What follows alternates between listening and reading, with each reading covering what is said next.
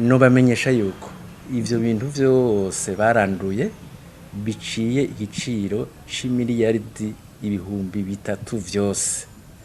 Ngira murumva yuko ivyo vyose bizoteza bikishugwa, vyishugwa nande, vyishugwa nabo abo bantu nyene, abo barozi, kuko je ndabitabaruza abantu bubaka gusambura igitegwa. Nabo ngira mwarumvise mu Rumonge yuko haje ubuserukira ubushikiranganje bw'uburimyi, haraza ubuserukira ubushikiranganje bw'ubutungane n'ubuserukira ubushikiranganje bw'umutekano, baraza bonye n'amanyama menshi bararandura ico gitegwa.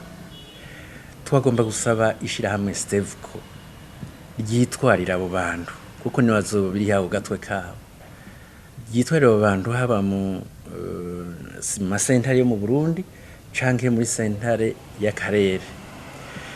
Kuri abo nabo biyumvira ko bobandanya gukora ivyo bikorwa bigayitse, dusubire tubamenyeshe yuko nta mvura idaheta, impera n'imperuka, ejo canke ejo bundi abo nyene nibo bazovyishura imbere y'abanyagihugu bonyene bene igihugu. Iki gitegwa nticazi y'umugambwe, cazi y'abarundi bose, umuntu wese ari mugambwe uwo ari wo wose arashobora kugitera, none n'abarundi bose bazovira hasi mugira babiyemiriza.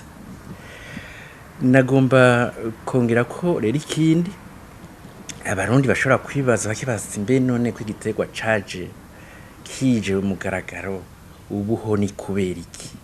Jewe nta yindi mvo ndabiha atari za politike.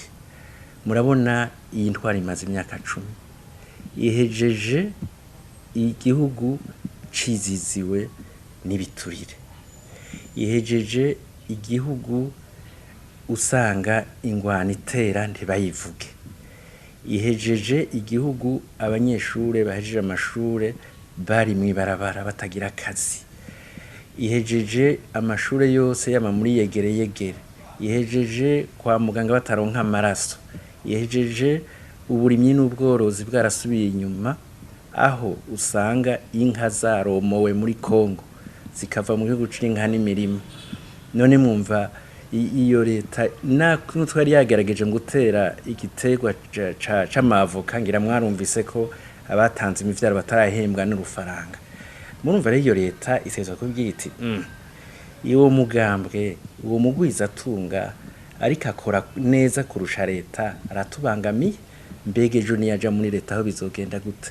Ngira muca mwumva rero yuko ivyo bigaragara ari vya politiki, nta yindi mvo nta na ndoye.